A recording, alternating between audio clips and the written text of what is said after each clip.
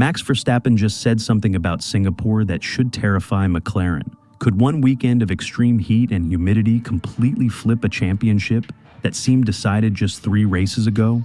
And why is Zak Brown suddenly talking about Abu Dhabi when McLaren had a chance to wrap up the Constructors' Championship in Baku? Because the data from the last 2 races reveals something McLaren doesn't want to admit. They've lost their untouchable advantage, and Singapore might be where everything unravels. Let's talk about what makes Singapore the most brutal test of the season. This isn't just another street circuit. The race is positioned closest to the equator of any Grand Prix, which means even as a night race, drivers are battling extreme temperatures and suffocating humidity for over an hour and 40 minutes. Last year's race time was 1 hour, 40 minutes, and 52 seconds, making it one of only 2 Singapore GPs ever completed under the 1 hour 50-minute mark. The circuit layout amplifies this torture. With predominantly 90-degree corners instead of high-speed sweepers, the average speed stays low.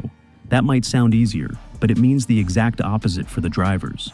They're cooking in their cockpits for nearly 2 full hours with minimal airflow, fighting to maintain concentration while their bodies are on the edge of dehydration.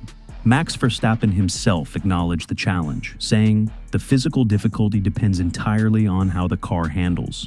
If the car is shocking to drive, keeping it in a straight line becomes exhausting. But if everything's working well, drivers can relax slightly, making it less physically demanding."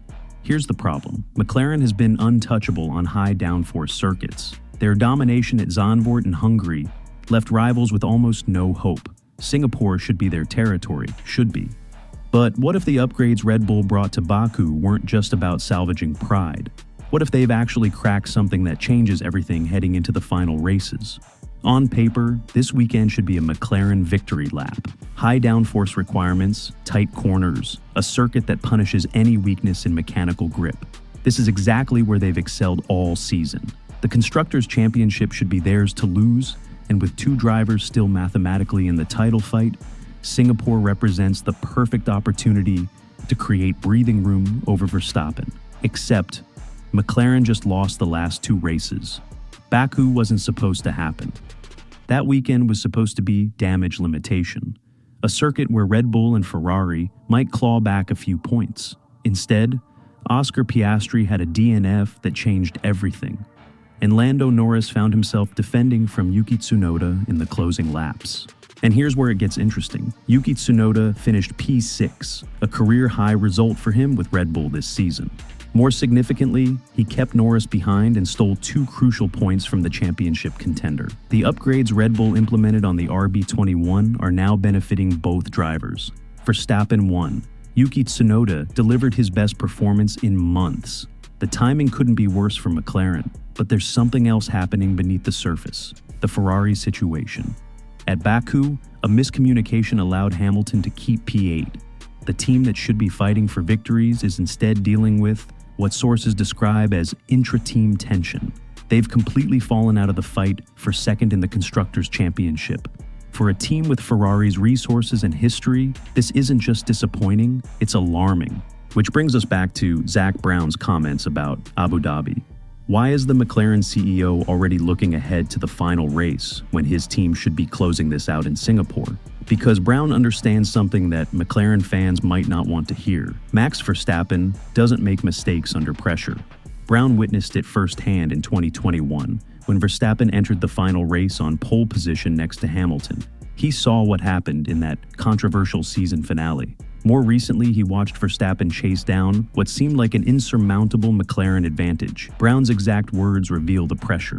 "I think you've got to pay attention to Max. We've got to keep doing what we're doing. The Constructors is looking very good. We had a chance to wrap it up in Baku, but let's not talk about Baku. Let's not talk about Baku." That phrase is doing a lot of work. McLaren had a chance to essentially secure the Constructors' Championship 2 races ago, and they couldn't execute. Now Brown is talking about giving both drivers equal opportunity and equal equipment, hoping to keep them competing for the championship down to Abu Dhabi, and may the best driver win.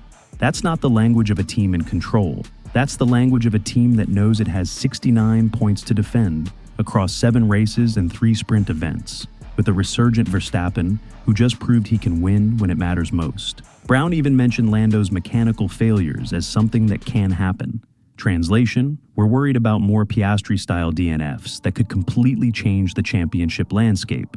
As Toto Wolff pointed out, one more Piastri DNF could reshape everything. And with rain expected during Friday practice and potentially during the race itself, Singapore's unpredictable conditions create exactly the chaos McLaren wants to avoid. But there's one more story unfolding this weekend that could have massive implications beyond just the championship fight. Yuki Tsunoda's seat battle. His P6 in Baku came at a crucial moment. But what's telling is that Liam Lawson finished ahead of him.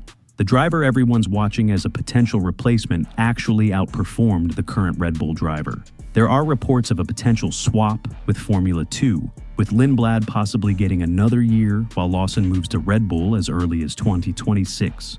For Yuki Tsunoda, Singapore represents everything. If Red Bull's upgrades continue working, and he can deliver another strong result on a high downforce circuit, he strengthens his case. But if he struggles while Lawson continues impressing, the decision becomes easier for Red Bull management.